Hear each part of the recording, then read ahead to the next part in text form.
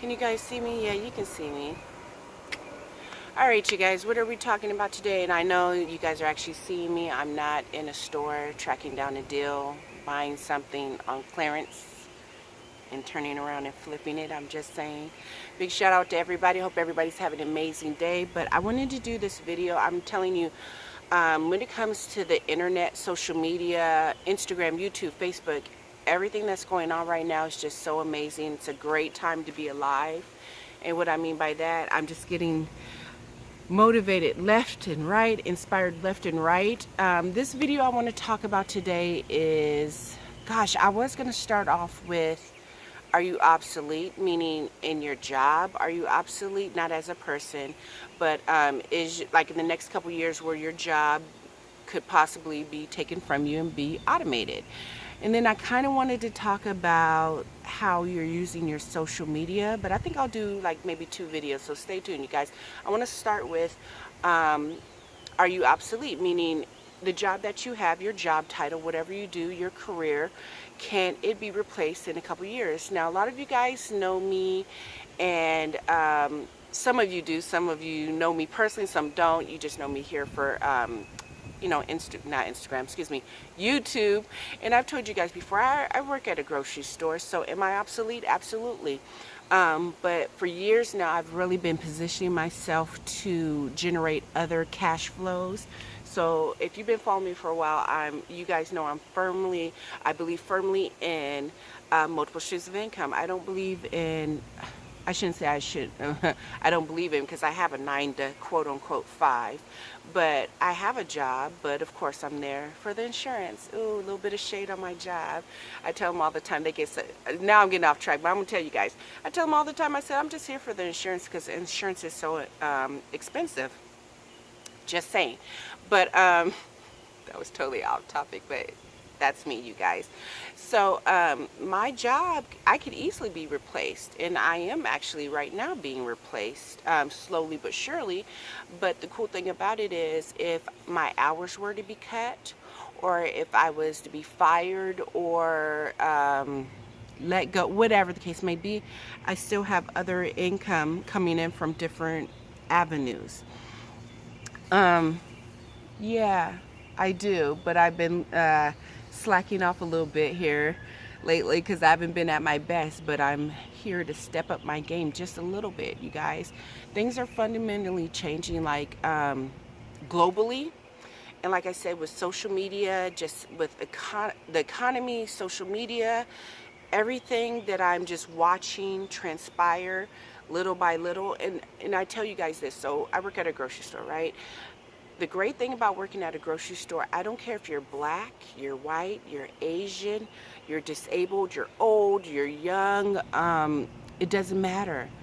Everybody has to eat. And I say a grocery store is a very good indicator of what's going on in the economy. A lot of people say the Baltic Index, which I think so, the stock market, watching the news will tell you everything you need to know. No, a grocery store is a very good indicator for the simple fact that everybody has to eat. So when I have customers come through my line, and then and I've said this before, my regulars, and they spend $200 a whop every week, constantly for the last 3 years, and I start to see a slowdown in their buying habits, that's a great indicator to show me what's really going on. I don't want to say I will say globally, because I'm noticing, and I really want to do a video on inflation, you guys, and really how inflation really works. Because as a cashier, I'm watching these products come through my line, and they're getting lighter and lighter. Has anybody, leave a comment down below if you guys noticed that. I'm talking about, and I'm just going to bust it out with these big companies. You notice the cereal, I don't eat cereal, but those cereal boxes that come in, like, what is it, 18 ounces, 24 ounces. Have you noticed that they are getting taller and taller and brighter? More, I call those distractions. So when I go, and I've been doing this for 24 years, you guys, I'll grab the product and sling it through, and I'm constantly repetitive. I'm always grabbing something, and I'm noticing that the boxes feel lighter to me, even though they say, and then I look at the box, so something that used to be 19 ounces is now 16 ounces. So it's 3 ounces less, you guys. And then see, now I'm veering off because I'm supposed to talk about obsolete, but I'm giving you guys a little gem here and there about inflation and whatnot, and how your money is not going as far as you think it's going. And it starts at the grocery store, one of the places it starts. So then the price went up, but you're getting less. And another good thing, not a good thing, but I want to draw your attention to your juices. So if you buy, like, for example, I won't say the juice. There's two juices that I've noticed that's doing. One's cold and one's just regular in the juice aisle. When I grab it, it's a lot thinner. And 3 to 4 ounces have been taken off of this particular, out of this particular packaging. And I could tell because I picked it up and I instantly knew. And then the other one, which is in the cold section, and it is a juice, the box, it used to, or I should say a half gallon, it was always 59 ounces. Now it's down to like either 56 ounces or 54 ounces, which is kind of crazy because the prices keep going up, right? Nothing's changed. It's the same product, but you're getting less. Okay, now I'm going to go back to being obsolete. So in your job, for example, see, I'm going to be jumping all over the place, but you guys know I do that. I'm a very big rambler. Just say, my son is actually going to graduate from high school in like 2 weeks, and I'm super excited about this because now he gets to go out into the real world. Me and him often have conversations about what's next, what does he want to do, and as a parent, you want your child to do, you want them to be great. Of course, I hope so. As a parent, you want your child to be great, but then you also want to give them the leeway to do whatever they want to do. But I try to direct as a parent, you are the first teacher that your child has, so I try to direct him in the direction that I see that the future is going. So there's a lot of kids out right now that have already went through school, graduated, went to college, right? And they get their degrees in whatever, right? And then they get out into the real world and they can't even find a job. And they're how many thousands, tens, hundreds of thousands of dollars in debt. And I think to myself, oh my God, you went to school for how many years? You got a degree, a piece of paper that says you're proficient in whatever subject, and you can't even find a job in your field. So with that being said, it's like, oh my gosh, what are you supposed to do? So you find a job that's below what you thought you were going to get, and you're making below. Plus, don't forget, you have those student loans you have to pay. So that's a whole nother subject that I'm totally rambling, but hey, I'm just saying. So with that being said, I'm trying to point him in a direction of a field that is going to flourish. So when 2008 hit, I did a lot of research. I didn't know what was going on. I was in a field, I was working in the grocery field, and as I'm sure everybody did, everything slowed down. Credit slowed down, just everything slowed down. People were losing their homes, their jobs, their cars, everything, right? So I started to read. Big shout out to all the people that read. If you don't read, reading is truly fundamental. So from 2008 to maybe 2009, those years following, I read hundreds of books, especially on the economy. People that saw what was coming down the road, I read their books first because they were sounding the horn, their alarm, saying, hey, the housing market is about to bust, this is about to happen, this is about to happen, and nobody was really listening to them until it happened. So those are my go-to people that I like to pay attention to, or read their works, or follow their articles, or watch their videos, because they had the foresight to not just take the blinders off and see what was happening down the road. They could see around the corner. So this time around, and yeah, I said this time around because I do feel that something else is brewing that is coming down the line.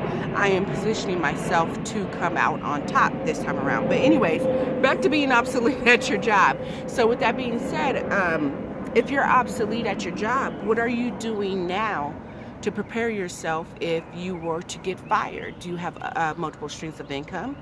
One of my catchphrases, you guys, is always, if I can do it, you can do it. You guys know I'm notorious for buying things and I flip them. So I'm a consumer. You're watching me. You're a consumer. Everybody's a consumer. I don't care who you are. Everybody's consuming something.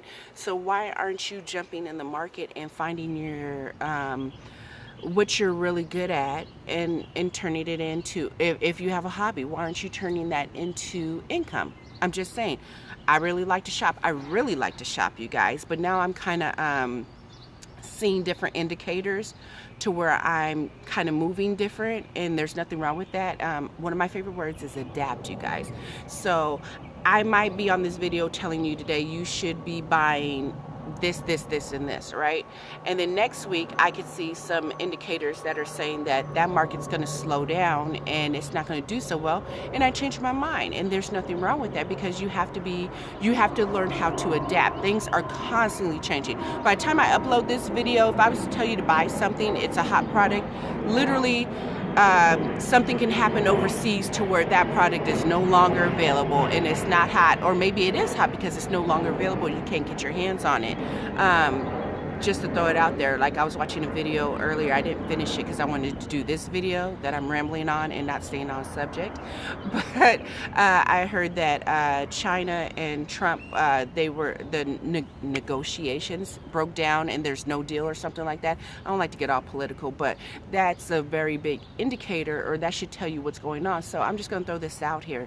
So this is how I this is how I think. So if trades broke down, right, and we get the majority of our stuff from China, right? And I'm talking about all goods. So like if you have your own company and you're buying this, you're buying that, you're buying shoes, you're buying shirts, you're buying earrings, you're buying nail polish, whatever, 9 times out of 10 is probably coming from China, right? So if talks broke down, right, how is that going to affect products that we bring into America? How, if you have a business and you deal strictly with all your products are coming from China, don't you think that those products are going to skyrocket in price? What would be the smart, and you guys know I'm big about solutions, so I've been talking about solutions, but 2019 I'm really big on it. If you're going to complain, if you're going to rant, if you're going to talk trash about something, do some solutions right afterwards. Okay, so I'm telling you about a problem. Where are the solutions? So the solutions is, like, for example, I had I'm taking off my shoe, you guys. This is my shoe. My sandal. So say you sell these shoes all day long, right? And it's your brand. Say my brand is Aisha. This is my shoe, right? I get these all day from China for $1, right? But I know that something's not right. The trade wars, or it's not looking good. So this shoe that cost me $1 is now going to cost me $5 to get it into the US and do what I need to do with it and sell it, right? So the smart thing for me to do is actually, if I had the capital, if I had the money, is to go ahead and buy in bulk, because I know that the prices are going to go up. So I might as well get that product in my hands to be ready to ship out and distribute. You know what? Let me stop right here, you guys, because I've had, in my last couple of my videos, I've had a lot of people correct my my verbiage, what I say. Let me give you guys a disclaimer. I am dyslexic. Not that I had to tell you guys that, but when I spell stuff, I was looking at some of my old posts, like Facebook, Instagram, from a long time ago, and I was so bad misspelling words. Public service announcement, I'm dyslexic. And then if I say a word wrong, I always say, you guys, don't belittle me, just inform me that it's wrong. But some people are just so nasty. Okay, now back on subject. So back to what I was saying. So I would bring, if I had the capital, I would bring a bunch of that product in, right? So I could have it on hand to sell and still make a great profit. Because as things go up, then what do you have to do? You have to turn around and raise your prices to make up for the money that you're losing on the back end. Does that make sense? I don't know. I'm just kind of rambling. But yeah, I was talking about what are you obsolete at your job. So yeah, I have, like, I would say, oh God, I did a video a while back, or maybe I was on Facebook, and I said I had maybe like 4 different types of income coming in. Some of them have slowed down, but the one thing that I'm always good for is a pop-up sale, you guys. When I have inventory, you guys, I will just pop, or if I want to, I'll just tell you guys. So I have very little debt, very little bills. So my car's paid off. I basically just pay like the rent and, like, you know, the necessities. Nothing big. No credit card, major credit card debt, none of that. So when I do a pop-up sale, I'm like, oh, I just want to make a quick 500. Like, if I want to just make a quick 500 for the day, I'm like, oh, I have a pop-up sale. But like when I want to make like big money, and this might not be big money to you guys, but for some it might be. Like if I want to just make a quick $1,000 or like $2,000, I'll have like a mega sale and push all my inventory out, and then I'm sitting on $1,000. Now the average person, like, I won't tell you how much I make, or maybe I will. I probably won't know, but sometimes, like, so if I make if I have a pop-up sale, just an average one, and I make $500 for the day. For some people, that's not a lot. For some people, it is. I have very little debt, and, I don't really have to pay anything. So 500 is cool for me to, go do what I want to do, or stack some money, or roll it into some merchandise, something else, a project that I'm doing. But that's my thing. I like to shop. So I shop, I find great deals, then I turn around and turn it into profit. I'm just saying. And there's so many avenues or platforms you could use. So I'll do a video on that too. So right now we all know Amazon. People are selling on Amazon. There's eBay. You can also go to OfferUp, Facebook Marketplace, Mercari, Poshmark. Those are just like 7 that just come to whatever. But you guys, you could also use your Instagram. Just saying, I've done it. I've seen some people that have done it very well. You could literally sit there on Instagram and turn your Instagram into a marketplace, basically. I'm just saying, the blueprint's out there. You just have to take off the blinders and see what other people are doing, and then tweak it to, how you want to do it. All right, this is a 16-minute video. I was really rambling. It was supposed to be what? It was supposed to be about, are you obsolete at your job? And if you were to get fired, let go, quit, would you be able to still maintain your lifestyle? Would you be able to still pay your bills? Do you have multiple streams of income? And if you don't, why not? Just saying, this day and age, everybody that I know that has a job, it's funny, everybody that I know that has a job has either a side business, side hustle, a second job, more income, to bring more income into their household.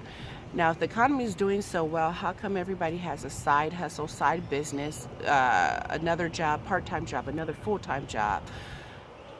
That's the question I'm asking. All right, totally rambling, but that's what I do. I'm just saying, hopefully I gave you guys a few gems. Stay tuned for the next video. I'll try to stay on topic, but we'll see how it goes. Just saying. All right, you guys, if you like this video, give me a thumbs up. If you don't, that's fine. You can give me a thumbs down. Leave a comment down below. Like, share, and subscribe. Bye.